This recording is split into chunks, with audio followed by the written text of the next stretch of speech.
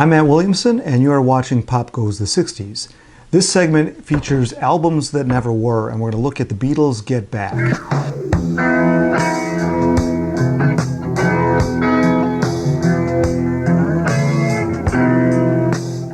Now, I always thought that I had a pretty good handle on the story of the Get Back sessions in January of '69, how the sessions were not the most fruitful. They basically shelved those sessions to complete the film, which came out a year later as Let It Be. And after those January sessions, I was led to believe, or I was told or read through all the books over the many years, that the next batch of recordings were for Abbey Road, and they were going to go back and make a proper album. And they called George Martin, and George said, well, will we produce it like we used to? And they said, yes, like we used to, and he said yes, and then they went and recorded Abbey Road. Well, that's not how it happened. Many of the tracks that were recorded between February and the end of June, those were intended to complete the Get Back project. And this came to light through Mark Lewisohn's research on his expansive Beatle biography all these years for Volume 3. Now here's what Mark Lewisohn says. John Lennon had a press conference at the Bed-In on the first day when he opened the doors and the press came in. And someone said, is there a new Beatle record coming out soon? And he says, yes, we've done about 12 tracks, and he's meaning the Get Back sessions. We've done about 12 tracks. Paul's in New York, I think, still, is he?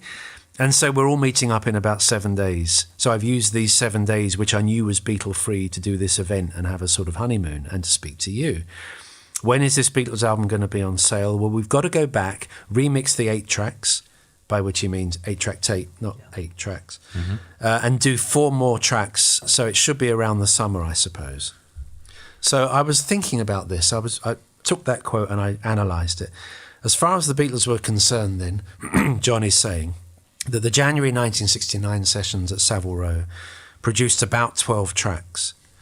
Then they recorded I Want You in February. Yeah. So that makes 13 or thereabouts. And he says they've got to do about 4 more.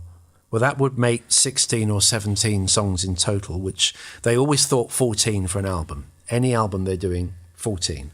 And they always do more because they're going to do a single with it, A-side and B-side. So they're looking to do 16 or 17. So John is saying we need to do 4 more. And what that is confirmation that the sessions that the Beatles have in April '69 were meant to complete the Get Back LP. We look at them now as the beginning of the Abbey Road album, but in their mind, at that time, those tracks in April were for the completion of the Get Back LP, which became Let It Be. So based on what Mark Lewisohn is saying and talking about those dates between February and the end of June of '69, the Beatles recorded 9 tracks, and those were intended to complete the Get Back sessions. Included in those tracks is the medley.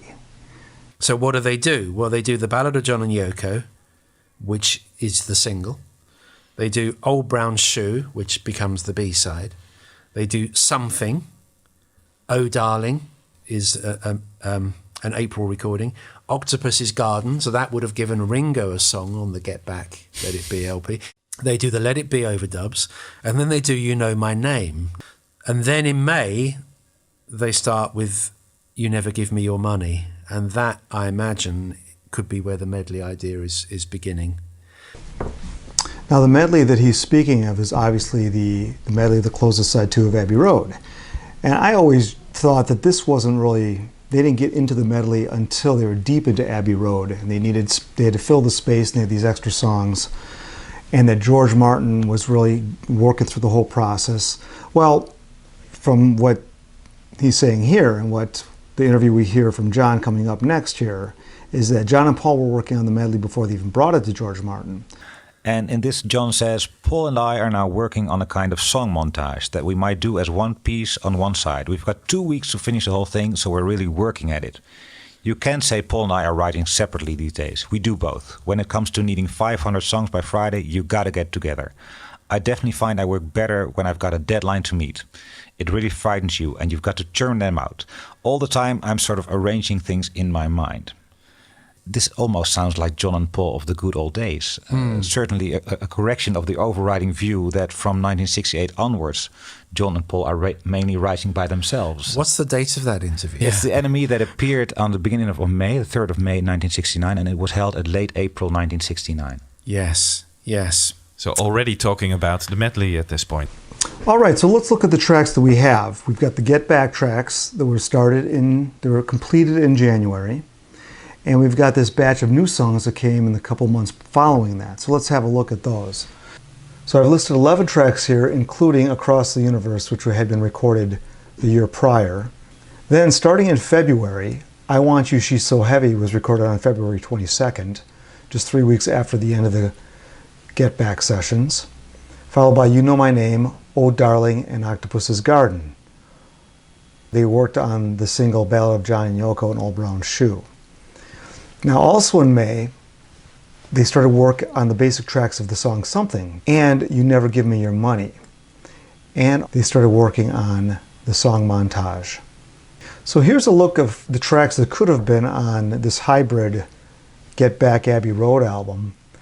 So what I've done is I've compiled originally the 9 tracks that were on the Let It Be album, plus the single Get Back and Don't Let Me Down. That brings it to 11. I omitted Dig It and Maggie May.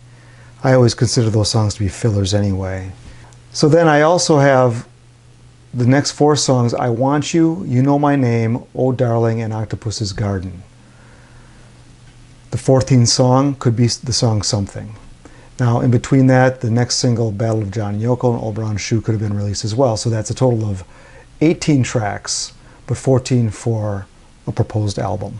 And Glyn Johns then goes away and assembles the Get Back LP. He's got all these tracks to choose from, but all he does is compile what they recorded in January. He doesn't include I Want You even, which was definitely part of the same set of sessions just 3 weeks later. But he was asked to do it in the beginning of March, I think, to assemble an album. Yes, he was. But he was involved. The other thing about these sessions in April is that George Martin was again not involved in them. It was still, again, Glyn Johns. Yeah. So in their mind, as John said, we're going back to complete the LP we've started. So these are the tracks that in their mind at that point, they're planning for the Get Back LP. I mean, George Martin's just not in the picture. He's producer, but he's not involved.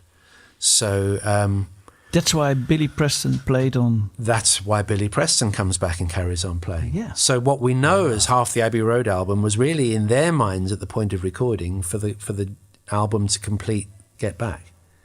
And that's in this period when they go and shoot the recreation of the cover at EMI House of Angus McBean. Yeah. That's also in this same period. And then when that gets shelved, and Glyn hasn't put those songs on anyway, not that it matters because they're not using it, they say, well, we'll use these for our next record then. And then the only time that Abbey Road really is a focused set of sessions for the album that we know to be Abbey Road is the sessions that begin on the 1st of July.